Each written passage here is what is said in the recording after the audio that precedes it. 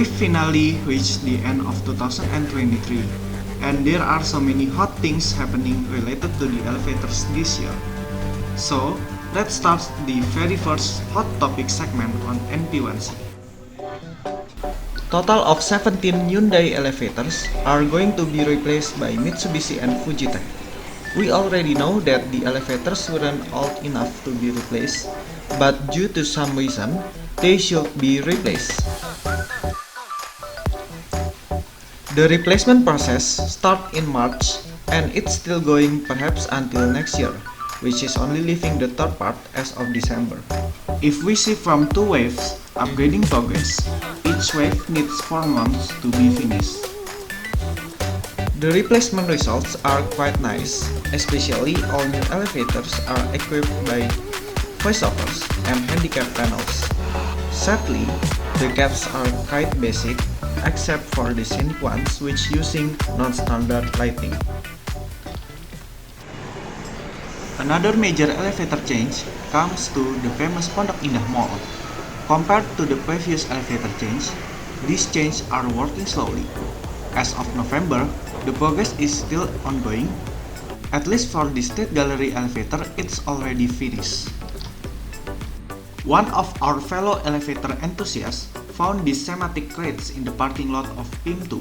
That means that the doors will be changed into newer thematic doors, and it has aspects of upgrade glass, which means that the door will be glass. The first part of this change is for the Sultan Skywalk and one of the State Gallery passenger elevators. However, there are potential elevators to be upgraded too, such as the rest of Skywalk and Street Gallery elevators, PIM2 elevators, and the ones at Area 51 as it has a glass shaft. Fuji again, Fuji again.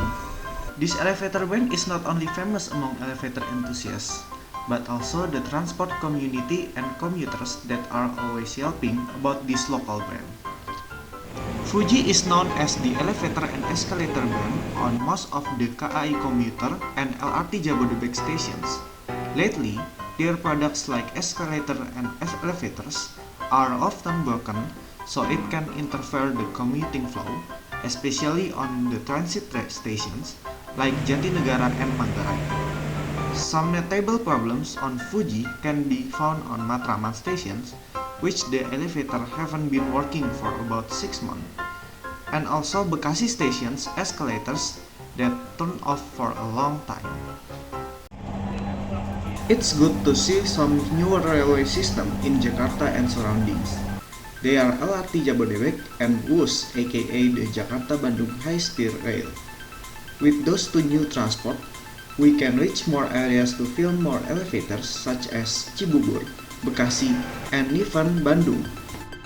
Elevators on both railway systems are using generics, which is not quite nice, especially for LRT Jabodebek that uses Fuji. The durability of Fuji elevators and escalators are doubtable, since Fuji itself is famous of its kaput condition on some KAI commuter stations. While on WUS stations, it uses Chinese brands such as SJAC and IFE. One of the factors are because WUS itself was made of a cooperation between Indonesia and China. Both transport systems are integrated, and thankfully from that integration, we can see a horizontal moving box in a public place, which is manufactured by SJEC, which is located at the Halim station. Here's the integration map between LRT Jabodebek and WUS.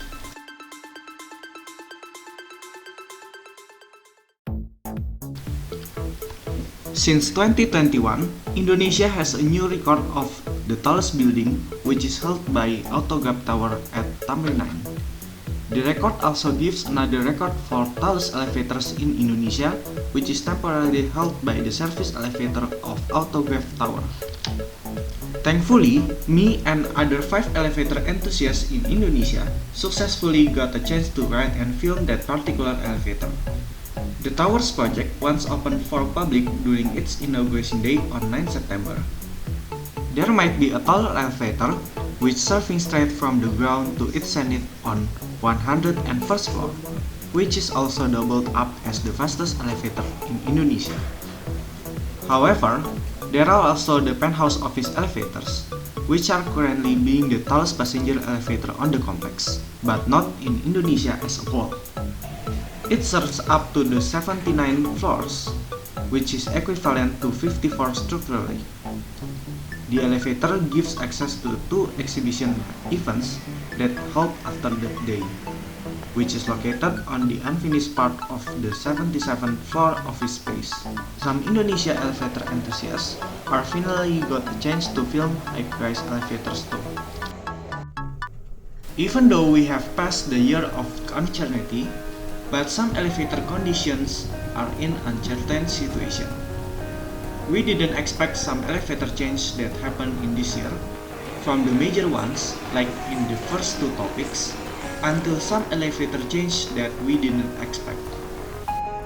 Some unexpected elevator updates that I highlight is the unexpected generic mode. This mode is very common to see in Indonesia, especially on this year. But the unexpected thing is that the elevator that changed is not old enough. They were initially installed on the 2000s. Several elevators that getting modded by generics are Beleza Shopping Arcade, Epicentrum Walk, and Grand Sahid Jaya. The other unexpected elevator update is the modernization of the elevators at Menara 1 Kelapa Gading. They are even just a decade old and once got refurbishment once in 2015. And it's getting modded again by an Otis branded Sigma. The modernization is done in order to upgrade the elevators into Otis Compass destination dispatch system. And the elevators are now turnstile as an effect of that update. That's a few examples of the unexpected elevator updates. For more info about this topic, you can watch the Rewind 2023 tomorrow.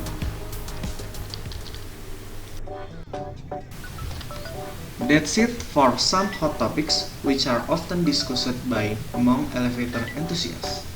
Perhaps there will be more hot topics next year, I guess. Thanks for watching and let's welcome the new year soon.